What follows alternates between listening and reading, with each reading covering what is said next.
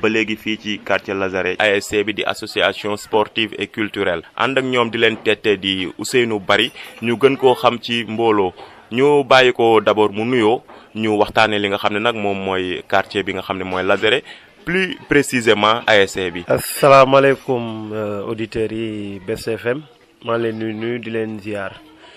di leen baal àq di leen baalu àq ci tabaski bi ñu jógee bon Lazare sax en principe sax man duma coach bi mais daanaka ren Saer Bari moo fi nekk Saer Bari tamit ku ko xamul aussi tamit dégg nga ko parce que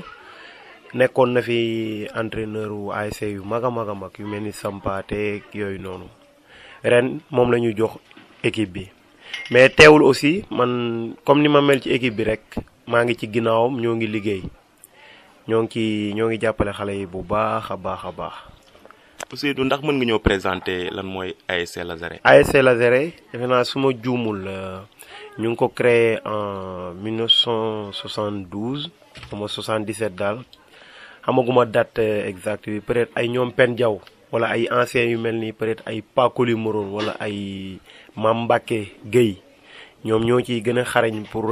wax ci historique gu Lazare. donc ñu waxtaanee kon li nga xam ne nag moom mooy actualité Lazare ñu dalee ko nag ci li nga xam ne mooy nawetaan yi ñuy weesu ana fan la Lazare yamoon année bii ñu weesu su ma juumul yow yaa leen jiite woon. waaw année bii ñu weesu nii man ak Pen Diaw ñun ñoo nekkoon entraîneur bi Pen Diaw moom laa jiitaloon ba pare topp ci ginnaawam ñuy liggéey bu rafet nag mais malheureusement pour ñun. dañoo teel a toog premier tour la ñu éliminé équipe bi ren nag bi ñu ñëwaatee aussi tamit ambition yi aussi ak objectif yi dara changé wul bi ñu ñëwee bon premier match coupe joué nañu ñu gagné bi ñu demaatee deuxième journée aussi tamit ci la ñu dóor équipe bi daal di toog ci coupe bi. mi ngoog deuxième match poule ci lañ leen dóor équipe bi daal di toog kàddu yooyu nag tukkee ci Ousseynou Bari alias Mbooloo. Ousseynou ren lan mooy seen objectif ci nawetaan yi nga xam ne moom la ñuy jub. d'abord objectif bi ñu njëkkoon a am début nawetaan yi mooy maanaam xale yi nga xam ne ñoom ñoo fi doon football. jóge fi te dëkk ci koñ bi jóge fi dem ci yeneen koñ ñoom la ñu wax ne suñu objectif premier mooy ñooñu nga xam ne ñoom ñoo ngi fi dem di football ci beneen koñ di fa daan seen doole ñu dem ñu jëli leen parce que koñ bi da leen a soxla te objectif boobu alhamdulilah yàlla dimbale nañu ci ba. sur 5 jours yu demoon les 4 xamal les 5 yëpp récupéré nañ leen. exception près peut-être ay benn wala ñaari joueurs malheureusement pour ñun. mais àdduna nag mooy doxee noonu te ku nekk xam na nawetaan aussi tamit nu mu mel. léegi objectif wu ASC bi comme chaque année rek objectif dañ koy étaler ci long terme mooy lan jéem a fexe fi ñuy dégg yenn équipes yi comme ay Walidane di fa dégg ay HLM Route de Dakar.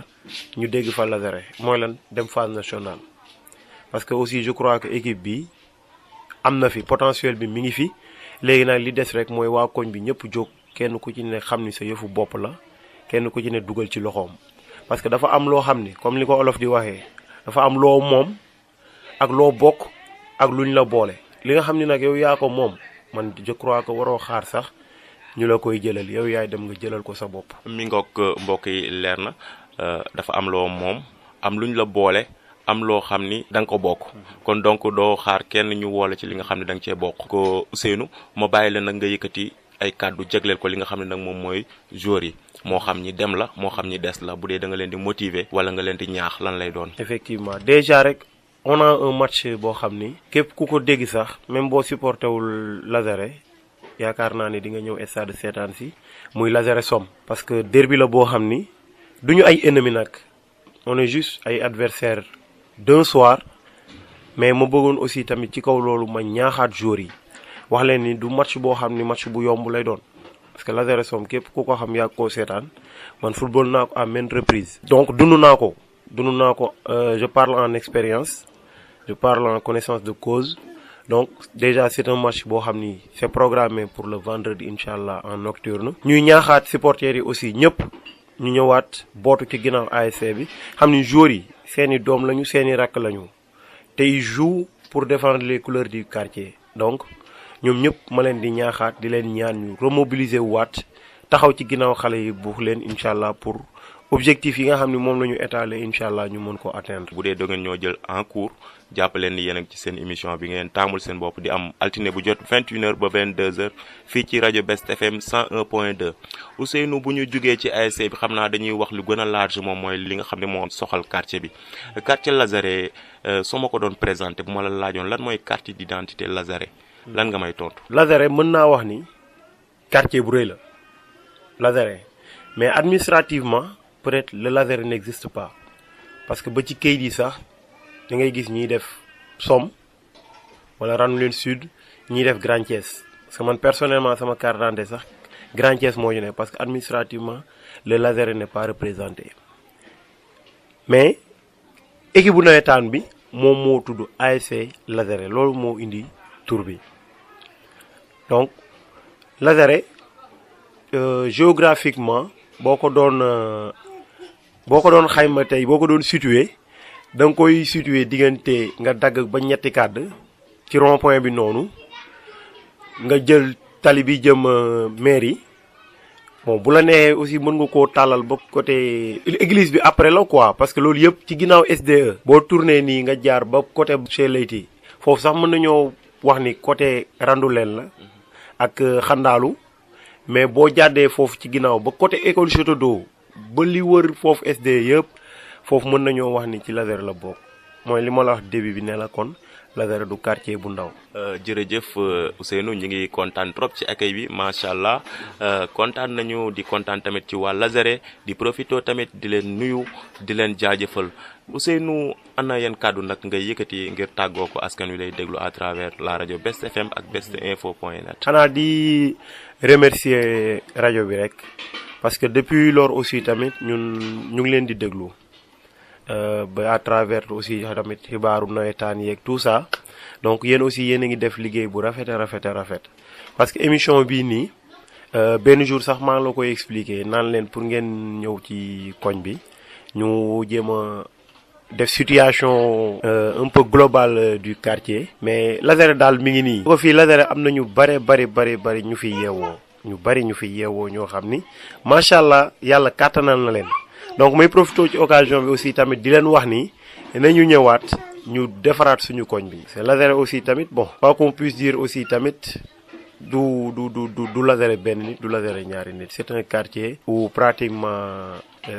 des centaines de personnes ñoo fi yeewoo par jour donc kenn ku ci ne am na ci wàll daal. salaamaaleykum Best FM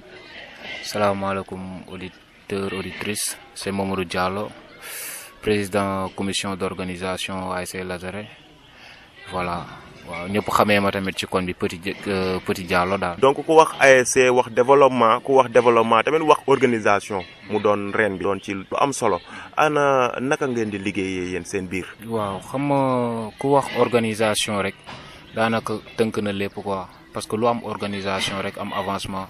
am yokkute te aussi président bi ma doon xëy na noo la rek mais gars yi nekk ci ginnaaw tamit ñoo gën a dynamique comme ñi si mel ni ay G mooy ki ñuy wax Cekuta Thiam ak waa koñ bi yëpp ñëpp àndee nañ ko parce que là on vit en symbiose y a la cohésion aussi donc entité bi nga xam te ni si koñ bi moom lañ formé rek loolu organisation la di bëgg tamit di am ay maanaam ci lépp lu ñu dugg am ci ndam am ci maanaam gars yi am clairvoyance yi aussi di ñu diriger xam nga ñiy dem naïsement daal. loolu daal mooy li nga xamante ni si moom lañ bëgg ci quartier bi ci ASC bi ak ci bépp commission bi nga xamante ni si ñu ngi ci mouvement wu nawetaan bi daal. macha allah Petit loolu am na solo donc ba léegi ci seen émission sama quartier bu dee da ngeen ñoo jël en cours di am altine bu jot 21h ba 22h ñu toog ak ki nga xam ne nag moom mooy Petit Diallo di président commission d'organisation n'est-ce pas donc Petit dama lay bàyyi parce que yow am na beneen facette. Boo xam ne war nga ko mën a wan ci en tant que artiste. parce que yaa ngi ci biir association bi. association sportive et culturelle la. dañuy ñëw ci wàllu culture. Petit présenté wul en tant que acteur culturel ou bien en tant que artiste. oui en tant que acteur culturel et artiste moi je suis le président commission culturelle bu ASC Lazare 2017 2016 aussi donc doon nañ ci liggéey tamit liggéey yu am importance parce que ku ne nawetaan aussi ni culture tey jii boo demee ci gradin yi gars yi tambour yi ñuy yor ak yooyu affaire yooyu yëpp c'est la culture donc aussi bon ñu am ci benn niñ ci daan yëngoo tamit ñu ngi ciy yëngoo noonu ba léegi naam ñu ngi yor organisation bi xëy na nag duñ ci war a mën a développer bu baax a baax parce que ñu ci bëri ASC yu bëri xamee wuñ ko noonu mais ku ni nawetaan ni quartier ni culture parce que loolu moo fi nekk nii ba léegi voilà ren nag dama ko yorul dama gën a impliqué wu ci côté organisation am na keneen ku ko yor ku ñuy wax Omar Diaw moom moo nekk président commission culturelle bi moom aussi mu ngi ciy def ay démarches ñun ñaar ñu koy àndee parce que du ñu bàyyi daal mais mais gars yi ku nekk sa morom fi nga xam te ne si tane na fa mu ñëw jàpp fa daal mais côté culture ñu ngi ciy yëngu bu baax a baax te am na affaire yu ñuy préparé yu ci mel ni ay sabar ay yenn concert affaire yooyu noonu dina am incha allah fii nii parce que loolu lañ fi am daal nawetaan daal comme gars yi jël nañ vacances na équipe bi di yëngu ñuy dem stade aussi muy neex koñ bi bouger ba keroog 3 mois yi di mot incha allah. mi nga mbokk yi ñoo ko déggandoo Petit lan mooy say kàddu yu mujj. waaw samay kàddu yu mujj daal mooy koñ bi du koñu Petit du koñu keneen ku fi dëkk koñ bi ñëpp a ko bokk donc luy xew na ñëpp xàccandoo dóorandoo parce que loolu moo ñuy mën a jëmale kanam amul leneen lépp lu ñuy def rek nag gars yi nañ tàppe xol yi di jugandoo loolu buñ ko defee incha allah suñu équipe bi nga xam ne moom la ñuy soutenir dinay am ndam ba keroog yàlla fi mu koy yemale te koñ bi tamit dina am jàmm dina am ambiance comme loolu lañ bëgg ci mouvement nawetaan. asalaamaaleykum mbokk yi man maa ngi tudd Alassane Bari dëkk fii ci quartier Lazare. Alassane Bari kenn dootu ko présenté ci waa Thiès ku ñu ràññee la ci wàllu sport macha allah xanaa Alassane nga yëkkati ay kàddu rek jagleel ko ndaw ñi nga xam ne nag dañuy yëngu ci wàllu sport ci koñ bi. xam nga sport dafa xaw a complexe. bon ñun ni ñu ko daan dundee ak ni ko xale yi dundee léegi xaw naa am différence ñun dañ cee amoon ak ngëm-ngëm ak farlu jiital quartier bi d'abord. la daan jaral lu nekk nga ci daan daj la nekk nga la daan jaral mais. soo xool gaa xale yaa ngi jéem a góorgóorlu nag mais daal des na tuuti daal. des na tuuti loolu moom mooy kàddu Alassane Bari Alassane su ma la laajoon quartier Lazare mooy lan loo may tontu. ci li ma ci xamas néew daal bon am na ñaar yi ñuy soxla ci quartier presque mu ngi fi. jàmm gi am na yëg-yëg bi ci nit ñi d'abord respect bi tamit mi ngi ciy daw ak doole. parce que dañu ñëw ñun ñu fekk fi dara ci quartier bi dañ fa fekkoon ay mag yu baax. kër gu la neex ngay dugg mag ñi di la couvrir di la teg ci yoon xale yi tamit ñu ngi ciy jéem a roy parce que loolooy avantage yu quartier Lazare jàmm ji bari na fii xale yi am nañu cër ci mag ñi loolu rek doy na ci lépp ci quartier soo ko amee ci quartier rek pour man quartier ba doon na quartier daal. ba léegi nag fii ci quartier Lazare Alassane ana yan kàddu nag ngay tàggoo waa Thiès bi lay déglu. di leen d'abord ndax sax li fi ma waroon a jiite mooy ma baalu ñëpp a àq ci bis bu tedd bi ñu génn baal naa ñëpp a àq di leen ñaan nag ñun ñëpp ñu góorgóorlu rek. amul jeune amul mag ku ci nekk waar la rek ku ci nekk na jàpp fa mu jàpp rek suñ ko jàppee rek dañuy dem te booleeg ñu bës xol yi dara diisul dara xatul xol yi rek la ñuy jéem a bës léppay dox incha allah te sunu borom mën na loolu yàlla na ko def. Je m'appelle Badou Sow dëkk Lazare bokk ci membre comité directeur bokk ci commission yëpp yàgg naa œuvrer ay postes de responsabilité au sein de l'ASC waaye ma koy assumer dignement waaw fii nag c'est le Lazare waaw on vit en commun amul xale amul mag amul leen ñëpp couche yëpp ñooy toogandoo ñooy waxtaandoo amul fii sama kër la amul fii kër jàmbur la du dëgg ndax quartier bi c'est un quartier symbolique waaw ñu koy wax Lazare kenn bi moo nekkee fii bon Lazare nag boo ko déggee ab hôpital la woon quoi du dëgg hôpital boobu foofu la ñu déporté les malades mentaux ak les hommes yi nga xam ne dañoo am peste. les maladies contagieuses. même fi nga gis ñu koy wax léegi travaux publics te mu nekk gendarmerie. TP foofu la ñu dugal leen indi fii ci teen bi leen fi sànq. nag bon quartier bi moom defe naa ne quartier bu symbolique la bu am histoire boppam du dëgg waaw ndax fii tubaab bi ñoo fi sàncoon du dëgg waaw bañ fi jógee tubaab bi jëlee fi hôpital bi yóbbu ko Tëngéej en 1928 boobu la tubaab bi jël seen bagoo dem. ñu dëkkoon ay Aiglon ay Bayal ñooñu lañu indi côté bii ñëw dëkk fii tey Lazare ñun ñu juddu fekk fi teen bi tudd Lazare. Lazare nag quartier la loo xam ne aussi am na entraide sociale quoi. bon xëy na nag bon temps moo amatul mais koñ bu mën a indi dara la parce que y a beaucoup de jeunes intellectuels du dëkk ils sont doués d'intelligence polis et correct te yaakaar naa àdduna aussi loolu mooy aspect góor nawetaan nag dafa métti surtout boo amul gannaaw du dëgg mais am na ay jamono la sax ñàkkul dara waaw mais nit da ngay dem di dem ba mu jig da ngay am yeneen responsabilité yoo xam ne dootoo tal ASC du dëgg mais ASC bi képp fu dugg rek bëgg nga ko waaw par couche la nag couche bu jàll keneen ñëw couche bu jàll keneen ñëw ba actuellement suñuy doom ñoo fi ne suñuy doom nañ fi ñoo fi nekk. mbokk yi yéen a dégg kàddu yooyu tukkee ci monsieur Sow fii ci quartier Lazare ñuy traité li nga xam ne nag moom mooy dossier koñ bi monsieur Sow yow bokk nga ci ñi nga xam ne ñoom ñoo sanc équipe bi les pionniers donc est-ce que mën nga ñoo wax yow ak ñan yéen a àndoon sos li nga xam ne mooy ASC Lazare. bon ASC Lazare bañ koy sos ak léegi y avait beaucoup de membres fondateurs yoo xam ne ñenn ñi maa ngi leen fàttali du dëgg muy Pa Colimaron ak grand Mbacke Diop ak grand Chico ak ay grand Gari ak ay grand Madiop ay Alain Ndiaye dëgg y en a beaucoup de membres yi nga xam ne aussi ñoo ko fi créé te ñoom ñu ngi fi buñ fa nekkul tam seen doom mi ngi fi wala seen sët mi ngi fi te ñoom ñëpp ñu ngi servir au sein de l'ASC. su ma la bàyyi woon nga yëkkati nag ay kàddu jëmale ko ci ndaw yi en général lan lay doon. bon man ndaw yi may wax toujours parce que chaque jour je suis ensemble avec eux ñoom pour ñu ma fekk président lañ may wax dëgg ñuy naan père kon kooku aspect bu rafet la ci doomu aadama waaw man nag je suis bien connu au sein de Lazare et environnement ndax yàgg naa œuvrer au sein de l'ASC poste bu responsabilité bu nekk assuré naa ko fi yor naa fi bureau social bureau culturel président à l'organisation vice président du doog te yooyu aussi ay titres la yoo xam ne man maa ko liggéey ndax dama ci doon dem avec arni gëm li may def gëm ko moo tax toujours bu ma toogee ak booy li may ndax mooy gëm leen seen bopp gëm ASC bi gëm li ngeen def bu ngeen ko defee bu soxlee des résultats waaw parce que affaire bi aussi volonté la du dëgg volonté bi nag mooy déterminer courage bi ñaar yooyu boo ko defaree da ngay am dara man nag maa ngi leen di remercier ñoom toujours di leen encouragé ne leen fa mag ñi daan teg tànk di ko indi teg leen fa tànk di ko indi waaw muy surtout discipline dans le terrain du dëgg nga am volonté sérieux aux entraînements loolu ku ko def tu as le résultat positif waaw te man chaque jour loolu laa leen di wax waaw le respect mutuel avant tout parce que terrain day terrain loo xam ne aussi dafa am arbitre arbitre bi mooy kilifa ga nu mu bëgg nga koy doxee ko waaw boo ko doxee da ngay am dara mais nga nekk un footballeur pour ñu tourner le rouge ak bi yëpp ciblé la da ngay sacrifier sa ASC te loolu toujours dama leen ciy ñaax na leen loolu buñ ko jéem a kii qu'il ay le maximum de respect envers les arbitres waaw parce que c'est le terrain waaw mais toujours loolu di ñaax parce que sont des jeunes de talent kenn mënul leen kenn dàqu leen football mais nag ak loo am talent te gëmoo sa bopp doo dem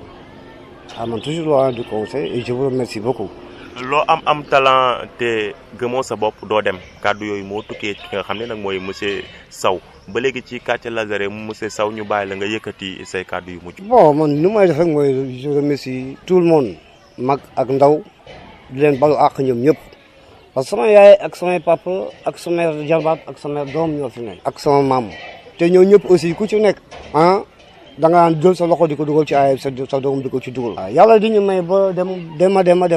ba jigéen ñi yërëm góor ñi. créer seen groupement d'intérêt économique def seen i natt def seen i cotisation kooku aussi amu fi woon. kon aussi ASC bi am na mi ngi dox. parce que fii volet culturel moom mosu fee manqué te moo fi ëppoon doole te man maa ko géré woon. indi naa fii ay partenaires blancs. fii ñu ñëw fi njëkk a ñëw may patrimoine ASC Lazare. benn grand bu dëkk fii Moustapha Gueye. moo leen jëlee woon Europe parce que moo leen di jàng affaire de musique ak kii tëgg traditionnel bi quoi ba ñu ñëwee année boobu ma fekk man ma nekk président de la commission culturelle. mais j'ai œuvré avec eux parce que boo ñëwee grand bi ne ma ñii samay gan lañu te ci koñ bi la ñu dikk man la indi ngeen koñ boo xam ne vraiment c'est un quartier historique xam nga tubaab dafa dañ kumpa ñu ne pourquoi nga ne quartier historique bon moi il y a un puits qui est là c'est le symbole de l'ASC ici au temps des colons vous connaissez le Lazare l'hôpital de Lazare qui se trouve dans votre zone mu ne on comprend très bien ma ne ko l'hôpital Lazare a été déporté ici c'est là où qu'on soigne les malades mentaux ceux qui ont les rages et ceux qui ont des maladies contagieuses c'est ici qu'on les soigne ma ne ko chaque matin on les enclavait dans le mur de TP, dans l'enclave des travaux publics. Je me dis, ah bon? Oui. Je me dis, quand est-ce qu'on pourra vérifier ça? Je me dis, pour le premier temps,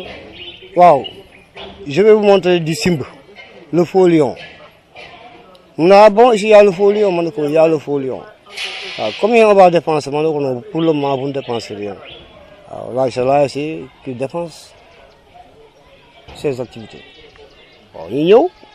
ma jël Jules Ndiaye bi organiser leen simb école jardin d'enfants Mariama Diouf bi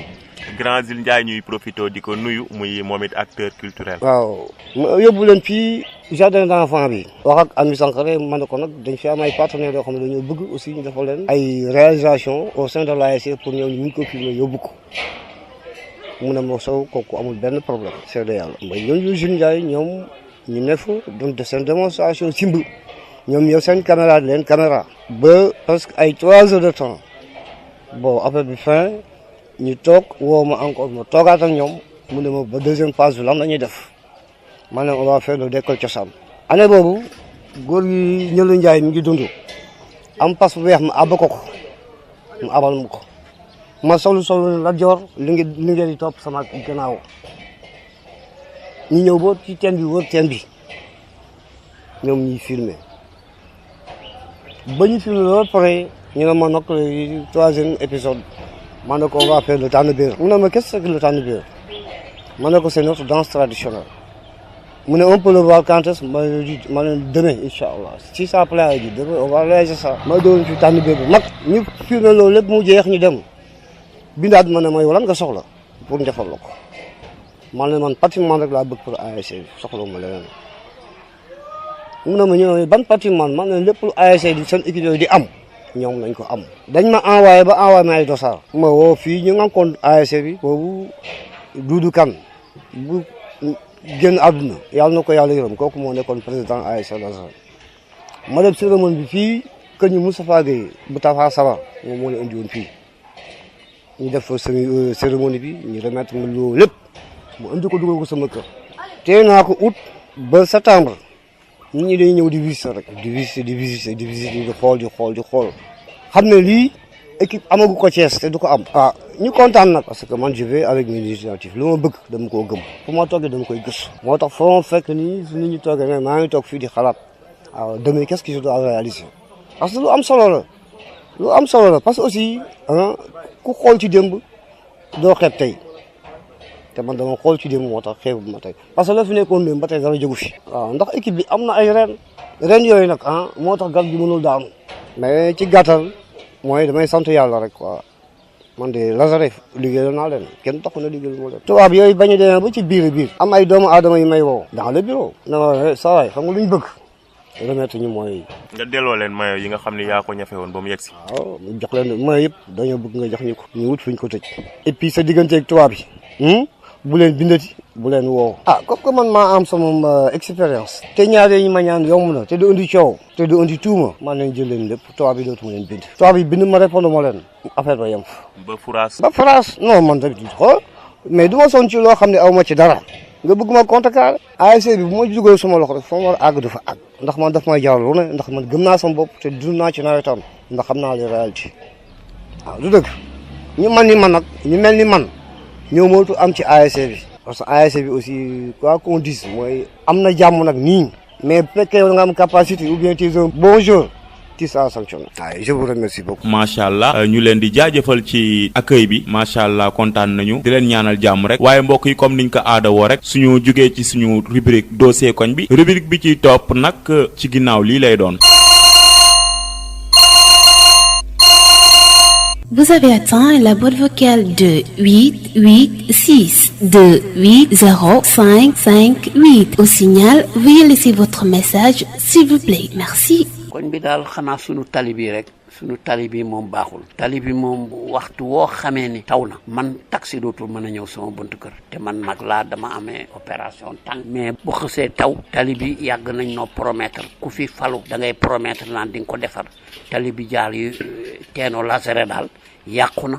ñu ngi ñaan ku ñu ci dimbali autorité yi ku ñu ci mën a dimbali defaral nu damay gis fii loo xam ne dama ça me fait peur timis jot ñu nodd ñu continuer seen football ba 8h30 9h ci guddi ci ñu war a dem julli ji pendant ce temps seen parents yi fu ñu nekk. koñ bi fii jafe-jafe bi lenn la rek mooy mbedd yi nañ koo defaraat parce que bokk na ci loo xamante ni luy dundal gox la parce que gox pour mu dund il faut mbedd yi baax d'abord bu ko defee dem beeg dikk bi ci lay gën a mën a yomb dem ak dikk moom fu mu am rek mu dund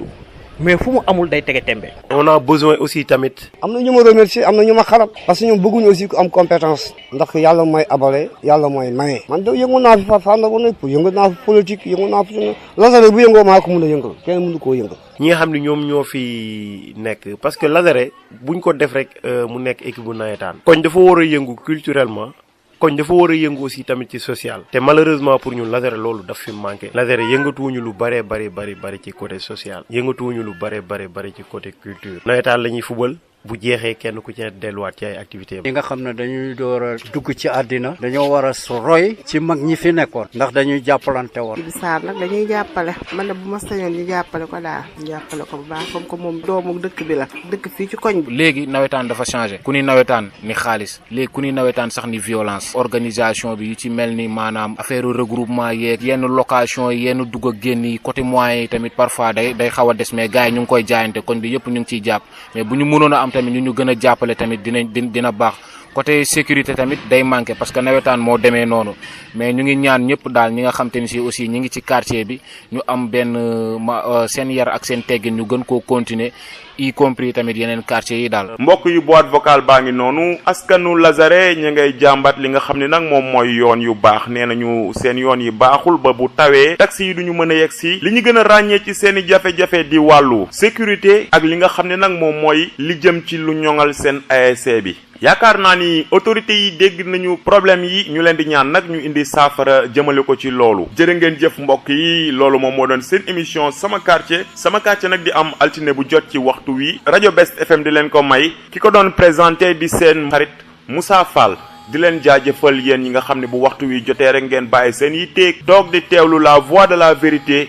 Best FM di leen ñaanal jàmm di leen jox rendez-vous altine incha allahu rabbi même heure même fréquence. D'ici là, portez-vous bien, restez curieux et vivez votre vie car chaque jour est une vie. Assalamu alaikum wa rahmatullah taala wa barakatuh. Wala gis rek di waaw gis dama war a leer dégg war a xóot jàngal la ca biir du lépp lu ñëw rek nga gëw koy leesooy ni na lees waxul njaarama ndigal bàyyi góor njaarama yooy jàmbaar bi faal jàmbaar ooy ni la góor di mel baal